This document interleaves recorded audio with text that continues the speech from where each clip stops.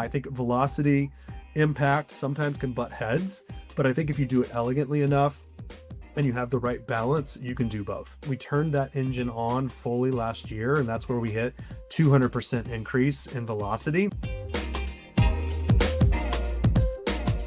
You mentioned something really interesting. You said that you increased velocity relative to where you were before, and then you said, "Well, we know velocity isn't everything." I've been having this debate on my team.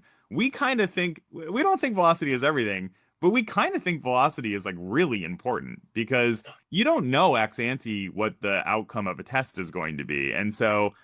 Somebody was asking us the other day, like, how can we derive like the average value of a winning test? And the answer, I'm like, my initial response from talking to customers is basically like, oh, like it feels like sometimes you're kind of searching for like the golden needle in the haystack, and the only way to really find that is to run more reps at it. And I'm kind of curious how Yeah. you kind of think about the trade-offs there between velocity and quality. Yeah, no, absolutely. Well, I mean, to that point, right? I mean, I could have my team run a button color test every single day of the year, and hit some great velocity goals. Now, what that does to the business, right? Probably, and no, don't get me wrong. Actually, I should say this: button color testing has their place, right? And I think we can all say that they've made impact throughout, experimentation practitioners' journeys. And it's kind of funny how like sometimes the smallest UI element change can make some of the biggest impacts. But obviously, changing a color every day on a different button is not a fruitful output of our time or impact to the business.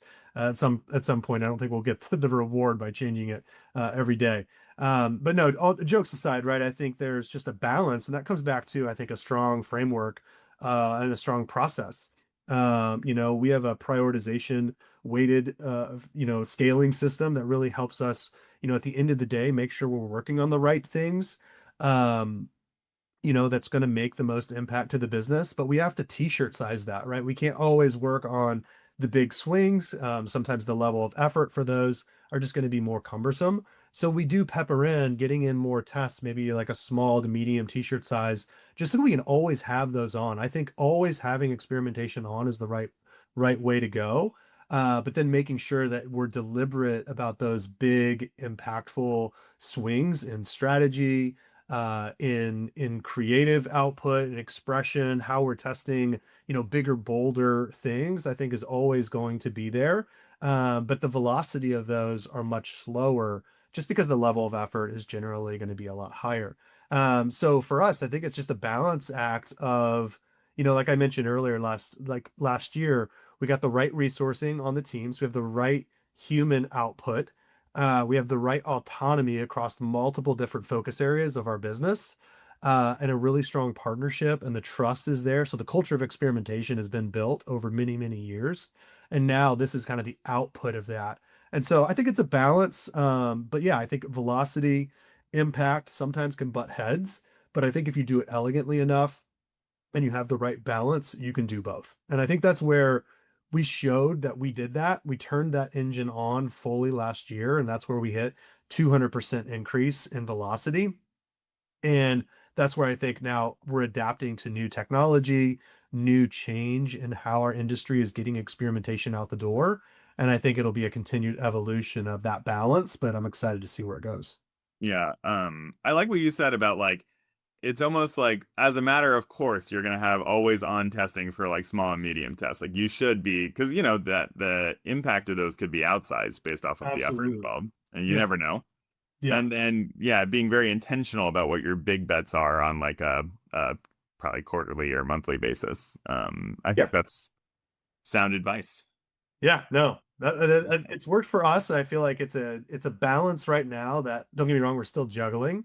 But I think that also is, when we look, and I think this is something that I think most practitioners should do is like what those quarterly business reviews look like for your experimentation program. And I think, for us, we measure ourselves, we're pretty ruthless at it. It's not just velocity. We start to look at, all the engagement, all the tests that impact engagement, all the tests that impacted revenue, and the different themes of those tests. I think once you get your structure set up as a program, then you can start to pull out each quarter like, yeah, we might have had like an increase by 10-50% quarter over quarter in velocity.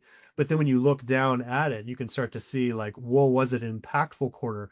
Was it a revenue driving in quarter? Was it engagement driving quarter? And then what was like backing that? I think really helps paint the picture of why teams do what they, what they set out to do the past quarter. And it's just a good reflection point.